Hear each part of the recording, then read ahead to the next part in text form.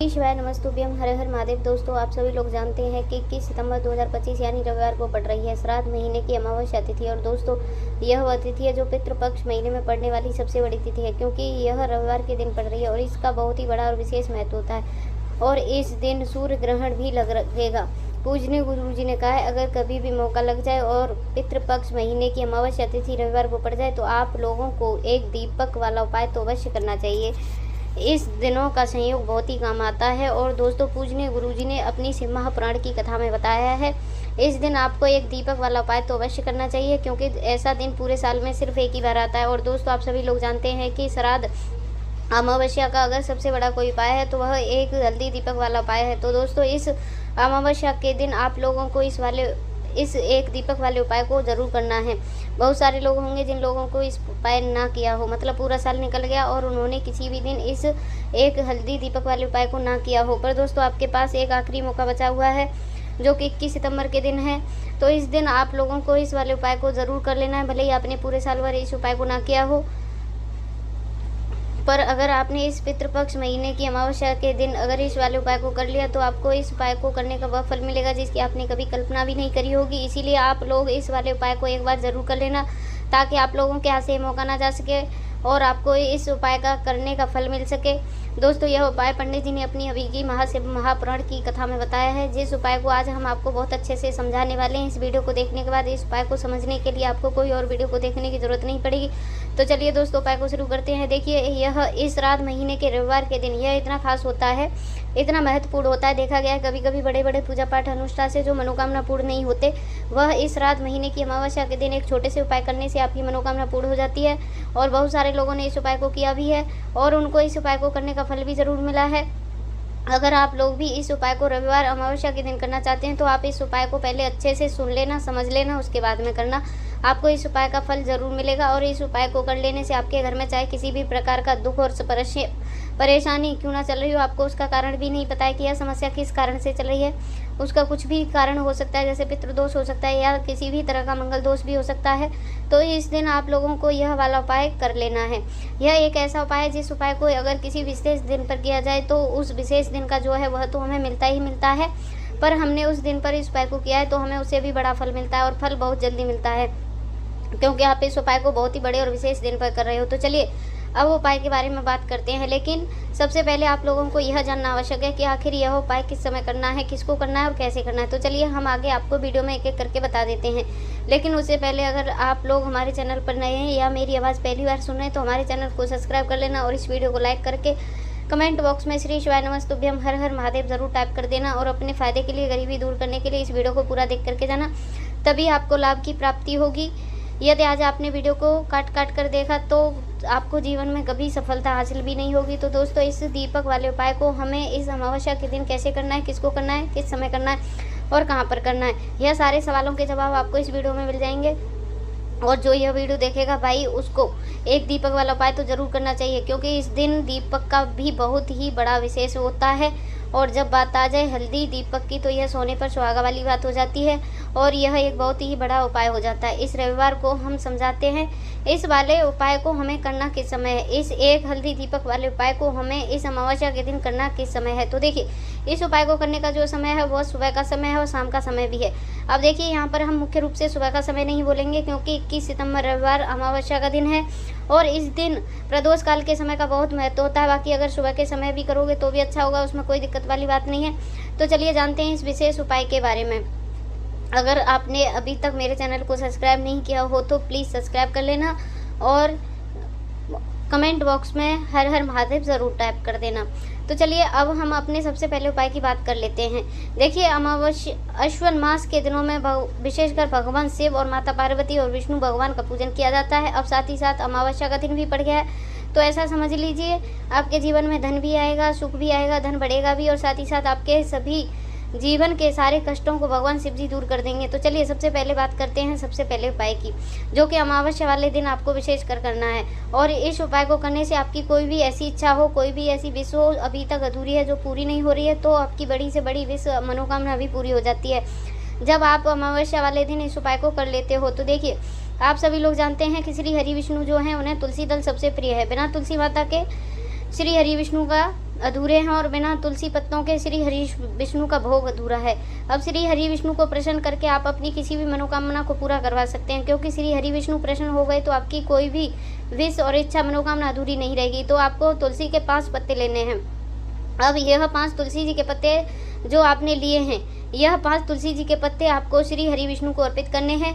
अपने घर के मंदिर में ही ऐसा आपको करना है। आपके घर में श्री हरि विष्णु की कोई भी मूर्ति हो, प्रतिमा हो, वहाँ पर यह 5 तुलसी जी के पत्ते रखें और साथ में एक देसी घी का दीपक भी गोल बाती का आपको लगाना है और ओम नमः भगवते वासुदेवाय इस मंत्र का जाप करना है।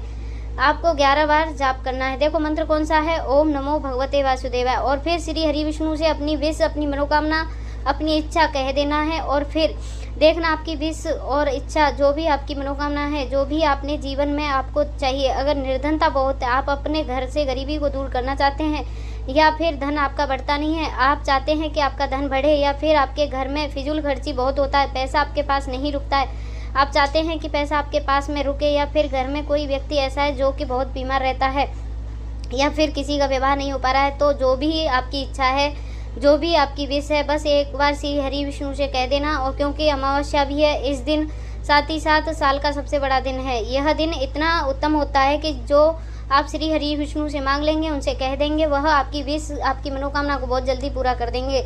तो यह पहला उपाय। चलिए बात करते हैं दूसरे उपाय की। देखो यदि आपके जीवन में अधिक संकट अधिक हो रहा है, धन की समस्या लगातार जीवन में बनी हुई है, एक एक रुपए को प्राप्त करने के लिए आपको बहुत अधिक मेहनत कर रहे हो, तो आज रात्रि में आपको यह एक चमत्कारी दीपक का उपाय आपको अवश्य करना है। यदि आपका जो व्यापार है, बिजनेस है, दुकान है, वो अच्छे से नहीं चल पा रही है, तो आज रात्रि में इस विशेष दीपक का उपाय आपको अवश्य करना चाहिए। देखो दोस्तों, दीपक हमारे घरों में सभी नकारात्मक शक्तियों को बाहर करता है। यह उपाय आपको साल में केवल एक बार करने का मौका मिलता है। देखिए, इस उपाय के लिए आपको तुलसी जी की जो सूखी लकड़ी ही होती है उसे ले लेना है। दोस्तों, यदि आपके पास पुरानी तुलसी जी की लकड़ी है तो उसे आप ले सकते हैं, और यदि आपके घर में तुलसी जी जो लकड़ी है वह सूखी हुई है तो उसे की लकड़ी आप तोड़ करके इस्तेमाल कर सकते हैं। लेकिन आपको ध्यान रखना है कि सूरज से पहले ही आपको यह जो तुलसी जी की लकड़ी है उसे अवश्य तोड़ लेना है। तो इस उपाय के लिए आपको सबसे पहले तो एक मिट्टी का दीपक लेना होगा, चाहे आप आटे का भी ले सकते हैं, क्योंकि आटे का दीपक सभी दीपकों में सर्वोत्तम माना गया है। इस दीपक के अंदर आपको शुद्ध घी का प्रयोग करना होगा, और इसे दीपक के अंदर आपने जो तुलसी जी की लकड़ी ली है उसे भी रख देना है। लेकिन यह जो तुलसी जी की लकड़ी है उसमें आपको चारों तरफ अच्छे से घी लगा लेना है। देखिए, गुरुजी ने बताया है कि जो भी तुलसी जी की डंडी यदि आप उपाय करते हो और बहुत शीघ्रता से जल जाती है, तो उसके लिए आपको एक कार्य करना है। आपको थोड़ी सी रुई ले लेनी है और उस रुई को आपने जो तुलसी जी की लकड़ी ली है उस पर अच्छे से चारों तरफ लपेट देनी है। तुलसी जी की लकड़ी के ऊपर रुई लपेटने के बाद इसे आपको पूरा घी के अंदर डुबो देना है। अब इसे आपको बाती के रूप में प्रयोग करना है। अब दोस्तों, इस दीपक को आपको प्रज्वलित कहाँ करना है, तो इस दीपक को आपको या तो भगवान विष्णु के सामने प्रज्वलित करना होगा, या आपको भगवान श्री राम के सामने प्रज्वलित करना होगा, या फिर भगवान श्री कृष्ण के सामने, यानी कि भगवान विष्णु के जो भी अवतार हैं उनके सामने आप यह दीपक प्रज्वलित कर सकते हैं, या फिर आप इस दीपक को माता तुलसी जी के सामने भी प्रज्वलित कर सकते हैं। पूजनीय गुरु जी ने बताया कि जो भी व्यक्ति इस प्रकार से तुलसी जी की डंडी से यह दीपदान कर देता है उसके जीवन में कभी भी धन की समस्या नहीं होती है। इसीलिए आपको यह पूरे साल में केवल एक बार ही मौका मिलता है। इस उपाय को करके देखना, आपकी सभी इच्छाएं जरूर पूर्ण होंगी।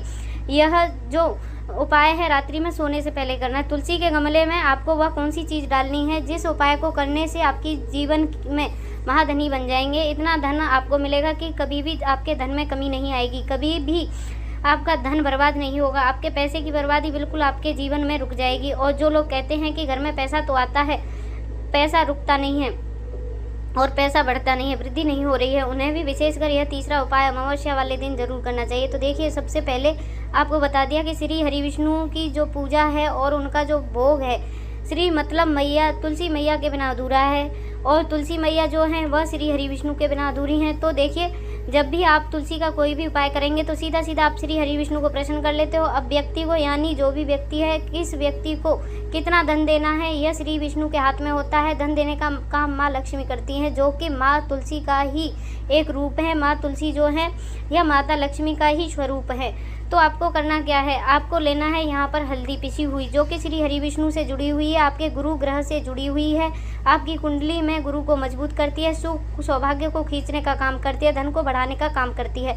तो एक चुटकी पिसी हुई हल्दी आपको ले लेनी है और यह पिसी हुई सूखी हल्दी ही आपको अपने गमले में तुलसी का पौधा जिस गमले में लगाया उस अच्छे से इस हल्दी को डाल देना है और ओम नमो भगवते वासुदेवाय इस मंत्र का जाप करना है। कितनी बार? कम से कम 11 बार जाप करना है। ओम नमो भगवते वासुदेवाय इस मंत्र का जाप करते रहना है और हल्के हल्के से तुलसी के पौधे के आपको पूरे गमले में पिसी हुई हल्दी का छिड़काव करना है। तो देखिए, जो भी व्यक्ति इस उपाय को अमावस्या के दिन कर लेता है, ऐसा समझ लीजिए अपने जीवन से नहीं, आने वाली 7 पीढ़ियों के जीवन से निर्धनता गरीबी को दूर कर देता है।